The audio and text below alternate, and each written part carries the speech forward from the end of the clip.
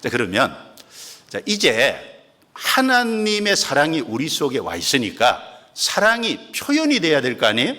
하나님은 우리를 사랑한다고 말씀만 하신 것이 아니라 사랑을 나타내셨어요. 십자가를 통해 나타내셨으니까 우리에게 이루어질 수 있었던 거죠. 우리도 그 사랑을 받았으면 이제 사랑이 표현이 돼야 돼요. 삶 속에 사랑이 나타나야 돼요. 그 사랑이 어떻게 나타나야 될까요? 몇 가지를 좀 생각해 보면, 첫 번째는 하나님의 계명을 지키는 모습으로 나타나야 됩니다. 여러분, 하나님을 사랑하는 거하고요, 하나님의 계명을 지키는 것은 연결되어 있어요. 어떤 사람을 사랑하는 거하고 그 사랑하기 때문에 그 사람 말을 존중히 생각하는 건 연결되어 있습니다. 사랑하고 계명을 지키는 건 연결된 거예요. 하나님을 향한 사랑의 최고의 표현은 그의 계명을 지키는 거예요. 내가 하나님을 사랑한다는 최고의 표현이 뭐라고 생각하세요? 하나님의 계명을 지키는 겁니다. 그것보다 더 하나님을 사랑한다는 표현이 있을까요? 요한일서 5장입니다. 요한일서 5장 3절입니다. 3절 같이 읽겠습니다. 하나님을 사랑하는 것은 이것이니 우리가 그의 계명들을 지키는 것이라. 그의 계명들은 무거운 것이 아니로다. 자, 하나님을 사랑하는 것은 이것이니 우리가 그의 계명들을, 단수가 아니죠, 계명들을 지키는 것이라. 하나님의 많은 말씀이 있어요. 그 말씀을 삶 속에 지키는 거예요. 그의 계명들은 무거운 것이 아니로다. 왜 무거운 것이 아니라고 했냐면, 구원받은 사람은 주님께 받은 은혜가 있어요. 그래서 감사가 있고 기쁨이 있어요. 그 기쁨과 감사로 자원함으로 하는 거니까 무거운 게 아니에요. 여러분, 어떤 일을 할 때에 내가 하기 싫어서 하는 거하고 내가 기뻐서 하는 거하고 일의 무게감이 확 다르죠? 기뻐서 하는 것은 가볍습니다. 그리고 주님이 주시는 힘으로 하는 것이기 때문에 사랑할 수 있는 힘이 와 있어요. 순종할 수 있는 힘이 와 있어요. 문제는 그 순종하고 사랑할 수 있는 힘을 내 육신이 차단하고 막는 게 문제입니다. 그러니까 주님이 주시는 힘으로 하는 것이기 때문에 무겁지 않습니다. 그리고 구원을 받으면 다 느끼겠지만 구원을 받기 전에는 세상이 참 매력적이었습니다. 근데 구원을 받으면 내게 가장 매력이 있는 분은 두말할 것 없이 예수 그리스도입니다. 구약성경 떨기나무 불꽃 가운데 주님이 나타나셨는데 그 떨기나무에 불이 붙었는데 타지는 않잖아요. 그러니까 불이 붙었는데 안 타니까 모세가 가까이 신기해서 가보려고 했죠. 예수님 얼마나 신비한 분이에요. 예수님의 성육신도 신비하고, 예수님은 하나님이 사람이 되신 분이고, 예수님 안에는 하나님의 모든 보화와 지혜가 그 안에 감추어져 있고, 신성의 모든 충만이 육체 속에 거하고 계시는데, 우리가 그 주님이 알아가면 알아갈수록 놀랍잖아요. 오묘합니다. 구원받으면 그 주님의 매력, 그 주님의 사랑, 그 주님에게 이끌리게 되죠. 그래서 고린도후서 5장 16절에 우리가 그리스도도 육체대로 알았으나 이제는 이같이 알지 않노라 라는 말씀대로 그리스도를 육체대로 알면은 이스라엘 땅에 오셔서 33년의 생애를 살고 이스라엘 사람들의 원망, 그리고 이스라엘 사람들의 어떤 미움을 받아서 십자가에 못 박힌 예수, 세계 4대 성인 중에 한 명, 그 정도잖아요. 그런데 구원받고 나면 그 그리스도가 나의 구세주고 그 그리스도가 하나님이 사람이 되신 참 놀라운 분이라는 것을 발견하고 우리는 그 주님의 매력에 이끌립니다.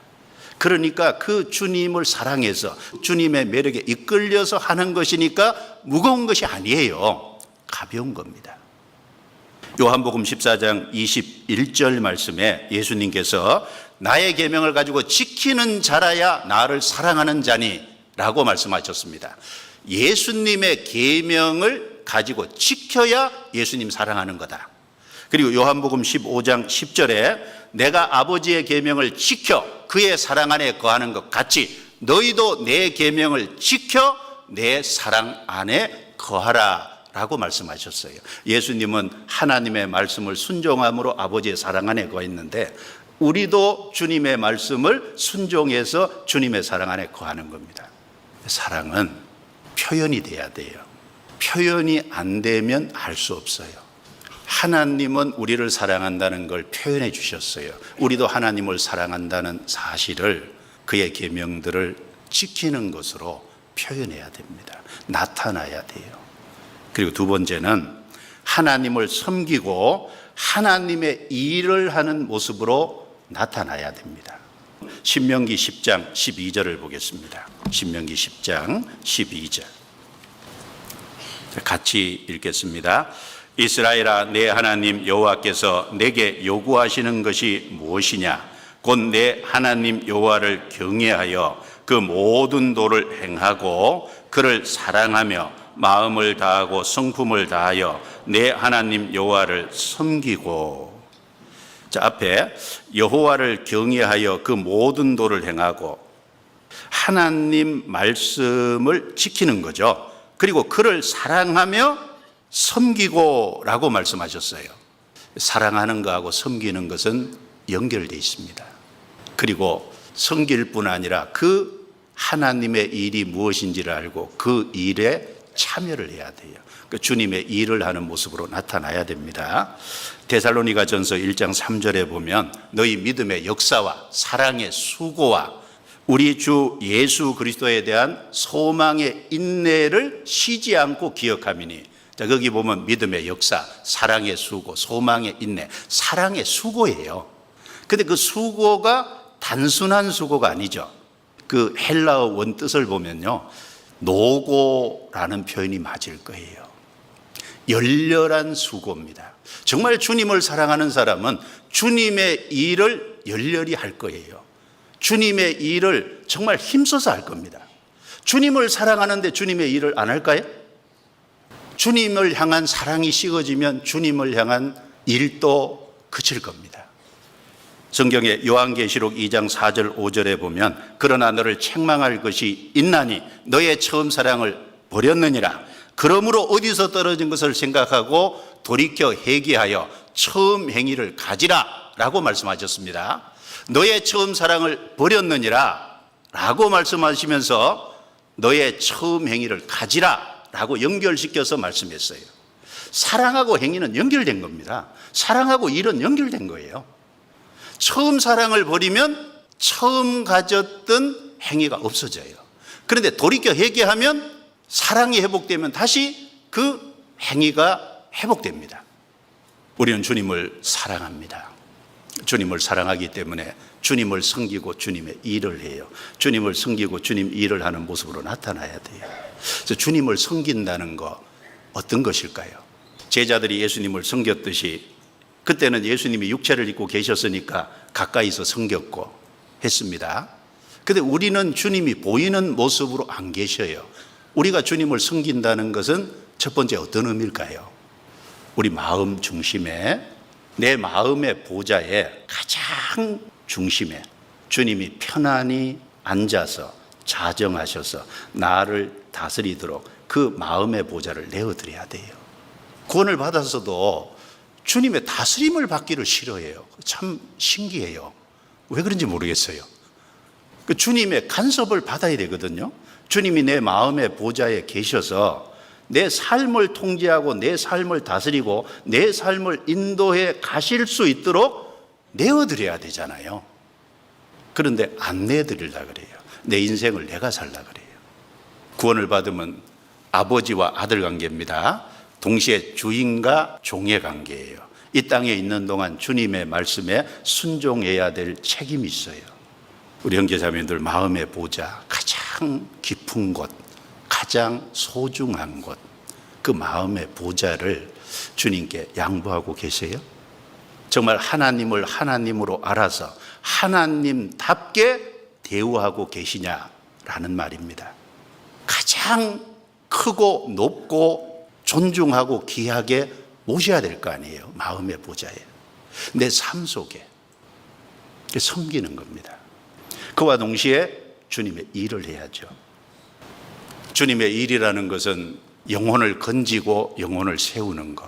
그러니까 주님이 베드로에게 내 어린 양을 먹이라, 내 양을 치라, 내 양을 먹이라 라고 말씀하셨는데 그 주님이 맡기신 일에 충성하는 겁니다. 그 주님이 맡기신 일을 열렬히 사모하고 거기에 힘쓰는 겁니다. 사랑엔 수고가 있습니다. 나를 위해 죽으셨다가 부활하신 예수님을 위해 사는 것으로 사랑이 나타나야 돼요. 그래서 고린도후서 5장 15절에 저가 모든 사람을 대신하여 죽으심은 산 자들로 하여금 다시는 저희 자신을 위하여 살지 않고 저희를 대신하여 죽었다가 다시 사신 자를 위하여 살게 하려 하십니다. 나를 위해서 죽으셨다가 부활하신 그 주님을 위해서 사는 삶으로 나타나야죠. 그리고 세 번째는 하나님을 사랑하는 것은 표현이 돼야 되는데 악을 미워하는 모습으로 나타나야 됩니다. 성경 시편 97편 10절입니다. 시편 97편 10절 같이 읽겠습니다. 여호와를 사랑하는 너희여 악을 미워하라. 저가 그 성도의 영혼을 보존하사 악인의 손에서 건지시느니라. 여호와를 사랑하는 너희여 악을 미워하라라고 말씀했어요. 우리 마음에 하나님을 참으로 사랑한다면, 마음의 사랑이 확실하다면 죄에 대해서 호감을 갖는다든가 죄에 대해서 무관심한 태도를 결코 취할 수 없습니다. 하나님을 참으로 사랑한다면 죄를 미워합니다. 죄를 증오하는 거예요. 하나님을 사랑하는 것은 죄를 무관심하게 대하는 게 아니라 죄를 증오하는 거예요. 죄를 미워하는 겁니다. 그게 하나님을 사랑하는 모습입니다. 왜냐하면 바로 그 죄 때문에 예수님이 십자가에 죽어서 대신 형벌을 받고 피를 흘렸어요. 그 피 때문에 내가 죄 사함을 받고 구원을 받았어요. 그런데 죄에 대해서 무관심해요? 죄에 대해서 호감을 가져요? 그건 육체의 죄성이 그런 거고, 참으로 주님을 사랑하는 사람은 죄를 미워하고 증오하는 겁니다. 그게 정상이에요. 그래서 주님을 사랑하는 것은 죄와 싸우는 모습으로 나타나야 돼요. 그래서 히브리서 12장 4절에 너희가 죄와 싸우되 아직 피 흘리기까지는 싸우지 아니하고 라고 책망을 했어요. 죄와 싸우되 어느 정도까지? 피 흘린다는 건 죽음을 전제한 거예요. 죄와 싸우는데 목숨을 내놓고 싸우는 거예요. 예수님은 죄와 싸우되 목숨을 내놓고 싸우셨잖아요. 십자가에서 그 죄 때문에 죽으셨고 대신 형벌을 받은 거예요. 찬송가 405장 나 같은 죄인 살리신 노예 선장을 하다가 구원받은 존 뉴턴이라는 분은 이런 표현을 했어요. 내가 책을 통해서 또 내가 사람들의 말을 듣는 가운데서 사악한 교황들이 많이 있다는 얘기를 들어왔다. 그런데 사실은 내 속에 가장 사악한 교황이 있다라고 고백을 했어요. 그게 자기 죄성을 두고 한 얘기죠. 이제 그렇게 표현한 뉴턴은 틀림없이 죄를 미워하고 증오하는 삶을 살았을 겁니다. 틀림없이 죄와 싸웠을 거예요.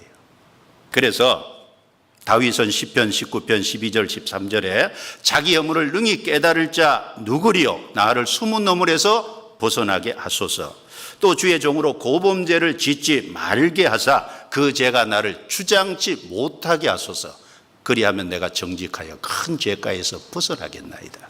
다윗은 물론 인생의 큰 허물을 범했지만 그러나 다윗의 기본적인 마음은 숨은 허물이 없기 바랍니다. 숨은 허물, 자기 삶에 감춰진 허물까지 찾아내서 버리기를 원했다는 거예요. 바울 사도도 데살로니가전서 5장 22절에 데살로니가 성도들을 향해서 편지를 쓰면서 악은 모든 모양이라도 버리라. 고린도후서 13장 7절에 고린도 성도들을 향해 편지를 쓰면서 우리가 하나님께서 너희로 악을 조금도 행하지 않게 하시기를 원하노라. 악은 모양이라도 버리라 그랬죠? 악을 조금도 행하지 않게 하시기를 구하노라, 기도하노라. 여러분, 조금도예요. 모양이라도예요. 그리고 하나님을 사랑하는 것은 이 세상을 사랑하지 않는 모습으로, 이 세상과 구별된 모습으로 나타나야 돼요. 성경 요한일서 2장 15절 16절 같이 읽겠습니다. 이 세상이나 세상에 있는 것들을 사랑치 말라. 누구든지 세상을 사랑하면 아버지의 사랑이 그 속에 있지 아니하니 이는 세상에 있는 모든 것이 육신의 정욕과 안목의 정욕과 이생의 자랑이니 다 아버지께로 쫓아온 것이 아니요 세상으로 쫓아온 것이라. 자, 누구든지 세상을 사랑하면 아버지의 사랑이 그 속에 있지 아니하니라고 말씀했어요. 아버지의 사랑과 세상 사랑이 마음에 같이 있을 수는 없다는 거예요. 하나님을 사랑하는 사람은 세상의 쾌락, 세상의 즐거움, 세상의 만족으로 결코 채울 수가 없습니다. 오히려 그 세상을 미워하고 세상에서 구별되는 모습으로 나타나는 거예요. 그래서 야고보서 4장 4절 5절에 간음하는 여자들이요 세상과 벗된 것이 하나님의 원수임을 스스로 알지 못하느뇨. 세상과 벗이 되고자 하는 자는 스스로 하나님과 원수되게 하는 것이니라. 너희가 하나님이 우리 속에 거하게 하신 성령이 시기하기까지 사모한다 하신 말씀을 헛된 줄로 생각하느뇨? 헛된 것이 아니다 그 말입니다. 성령께서 우리 속에 계시고 우리가 세상을 사랑하면 정말 질투하셔요. 시기하세요.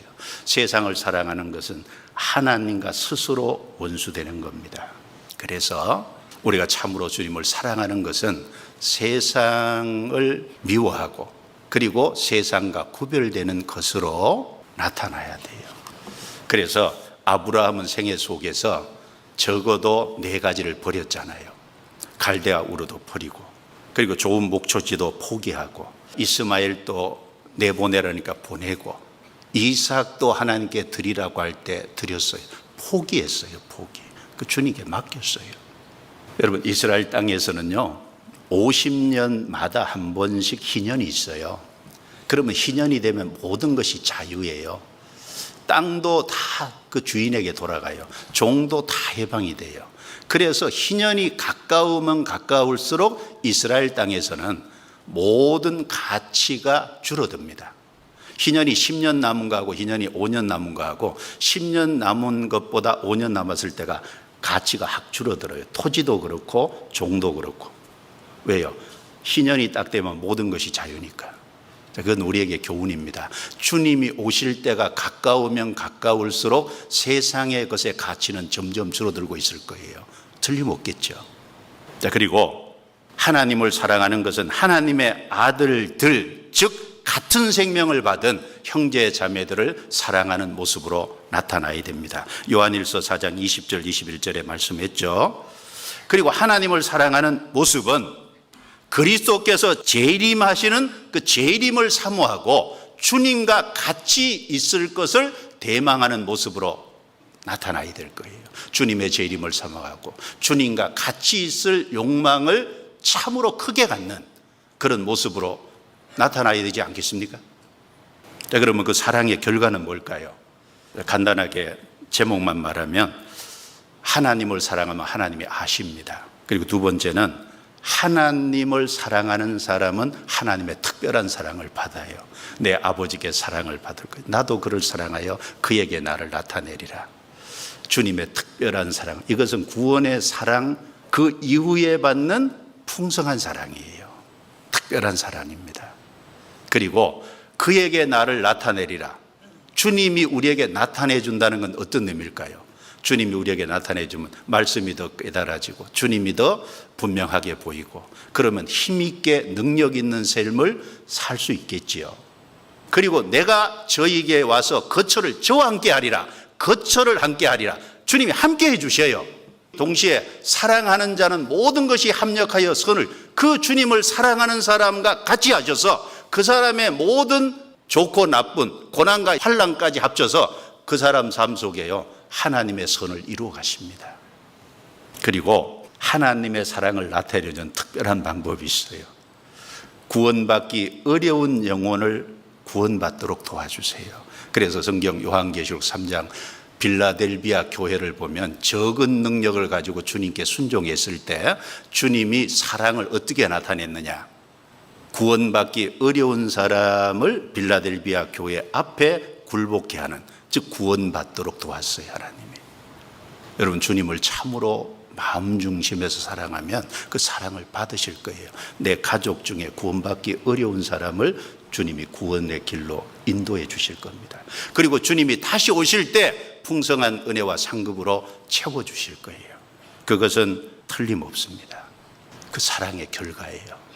그래서 결론적으로 사랑하는 자에게는 은혜가 임하고 주님을 사랑하지 않는 자에게는 저주가 임할 겁니다. 그래서 에베소서 6장 24절에 우리 주 예수 그리스도를 변함없이 사랑하는 모든 자에게 은혜가 임할지어다. 그냥 사랑이 아니에요. 변함없이 꾸준히 사랑하는 자에게 은혜가 있을지어다. 뭐가요? 은혜. 주님을 변함없이 사랑하는 사람 은혜가 있어요. 그러나 주님을 사랑하지 않는 사람에겐 저주가 있죠. 고린도전서 16장 22절에 만일 누구든지 주를 사랑하지 아니하거든 저주를 받을지어다. 주께서 임하시느니라. 어떤 사람이 주를 사랑하지 않을 거예요. 구원받지 못한 사람은 주님을 사랑하지 못할 거예요. 결국은 저주를 받을 수밖에 없습니다.